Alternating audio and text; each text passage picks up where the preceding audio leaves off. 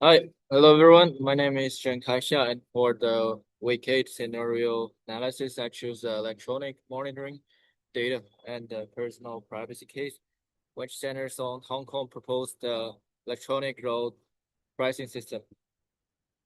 So over the 9 minutes, I will walk through three things. The Rubik's asked for how the information system affects the organization efficiency and effectiveness, what the alternative system existing and how we should choose between them. Finally, the strengths, the limitations, and the ethicals. Professional and legal issues it raised, especially around the privacy. My core argument is simple. The technology can deliver real public value, but only if privacy is designed from the start. Okay, let me see this thing. Hong Kong's transport department is dealing with chronic cognition that drives up commuting times, raised air population pollution, and inheritable particulars, strengthening public health and risking tourism economy, which is a pillar of the city. The proposed information system is an electronic road pricing scheme. Every registered vehicle carries electronic chips, which really on windshield screen that is scanned and gantries when the car enters a price listing, such as the central business listing, and the owner is automatically charged. Singapore already runs a comparable system successfully. Before analyzing, I want to name the stakeholders because each one weighs the cost and benefits differently. The government and transport departments on the system, car owners and commuters are the people actually being monitored and built. The health department and the public benefits from cleaner air, the tourism industry and local business are affected either way. And the technology vendor and operators become the classrooms of a large amount of personal data. The central tourism, the central tension is the public benefits versus continuous tracking of individual drivers. Okay, let's go to the next slide. Now the first focus area, efficiency and effectiveness. I find it useful to separate the two. Efficiency is doing things right, getting more output for less input. ERP automates what used to be a manual, labor-heavy problem. Charges are captured electronically at the gantry and billed automatically. So there'll be no toll booths and very little staff cost. And processing is near real time. Variable time-based pricing also lets the department manage demand directly instead of spending years building more roads. Effectiveness is doing the right things, achieving the actual goals. By putting a price on the externally of driving into a crowded zone, system nurses drivers of peak timers or public transit, which is what actually reduces cognition, cleans the air, protects public health, and keeps the tourists more attractive. As bonus, the traffic data feeds smarter long-term planning. The chart shows the illustrative cognition impact in past to 100%. In Singapore, ERP cut peak entry traffic by roughly 10 to 25%, according to God.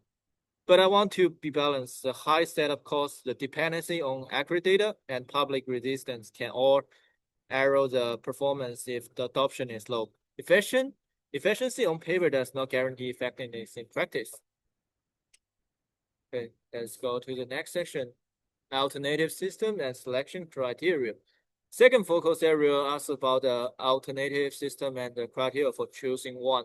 The proposed scheme used an in-car chip rate at fixed guarantees, but it is not the only in-car the only option. First, ANPR camera charging. The model London uses read number plates automatically, so there's no in-car device, but it photographs every passing vehicle. Second, GNSS or GPS pricing uses a cellular link onboard unit to charge by distance travel. It is the most flexible, but it tracks continuous location, which is most intrusive. Third, a smartphone app or RFID prepaid account lowers hardware costs, but depends on drivers security. The real question is not which is newest, but which one is the best to fit the goal. The criteria managers should apply are accuracy and enforcement reliability. Total cost of ownership, including running costs, privacy protection, and data minimum, scalability, and interoperability. Public acceptance and transparency, security against abuse or breach. Notice that privacy and public acceptance sits right next to the cost and accuracy. In a government system that monitors citizens, those soft criteria are not optional extras. They decide whether the project survives uh, politically. Next chapter, we are comparing those options. The table puts three options side by side against the key criteria, and it is how I would justify a recommendation. On accuracy, the cheap and gantry approach and GNSS are both very high, while camera are medium because place can be obscure. On deployment cost, cameras are the cheapest if a camera grid already exists. The proposed cheap scheme is a moderate, and the GNSS is most expensive because every car needs a smart onboard unit. The most important role is privacy interesting. The proposed scheme only scans and at fixed point, so it captures entry events, not a full time, which is medium interest. Camera photography every vehicle, which is high GNSS, records where you are continuously, which is very high. Public acceptance tracks that patterns inversely. My recommendation is that cheap and gantry totem scheme is the best balance for Hong Kong. It gives high accuracy at a reasonable cost while introducing far less than route tracking GNSS on the condition that safety guards I will cover shortly and built-in. The point I want to leave is that the cheapest or most accurate tool is not ultimately the right one once privacy enters the equation.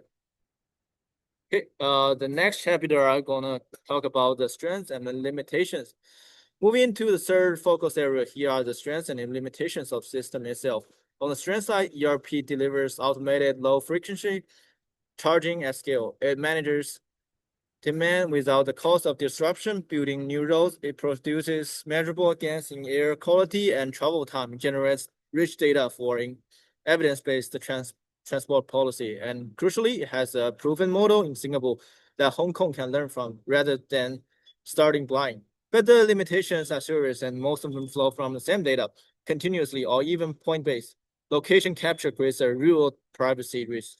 So there's a high upfront cost and ongoing maintenance. There's exposure to data breaches and function crack. When data collected for one purpose get released for another, this is equation concern because the flat charge effectiveness depends on public trust and adoption. The pattern to notice is that the system's greatest asset is data. It's also the source of greatest risk. Okay, let's go to ethical, professional, and legacy issues. Let me unpack the ethical, professional, and legacy issues because the case explicitly asks about them. First, privacy and surveillance. Scanning every entrance builds a record of where and when people travel.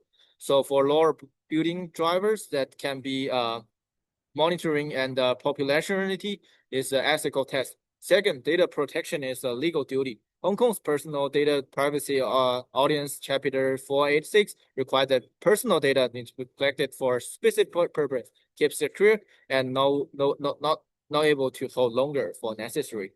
Third, function creep. The data get to build the driver could later be requested by place, so to insurers or used for marketing, drifting well beyond its original purpose, which breaks the information system professions. Okay. Next slide, we're talking about protecting privacy and assessing effectiveness. So how can the government reassure the drivers and its scheme actually what's doing? The safeguards I will require data minimization, meaning once charge is captured, the raw data is disabled, and nominalization of tokenized vehicle ID so that database directly then need major strict purpose limitation written into law so the data legally cannot be reused. Shortly, public stated retention periods, encryption and tight access controls, and independent privacy oversight, regularly transparency and reports. Okay, the last chapter I wanted to wrap up. Hong Kong's electronic road pricing system can generally raise both efficiency and effectiveness, automating charging while cutting cognition and pollution. But the same data then makes it worse is exactly what makes the data central risk. when we proposed and compared this alternative, the lessons was that tool selection has to weigh accuracy, cost, and intrusion together, not cost alone. The cheap and gantry model struck the best balance for the contract. Most importantly, privacy by design and clear governance are what converts surveillance fear into public trust. Hong Kong's personal data privacy audience and our cause text by Rena and colleagues. Thank you, and I'm happy to take any questions. Here's the reference page. Thank you, everyone.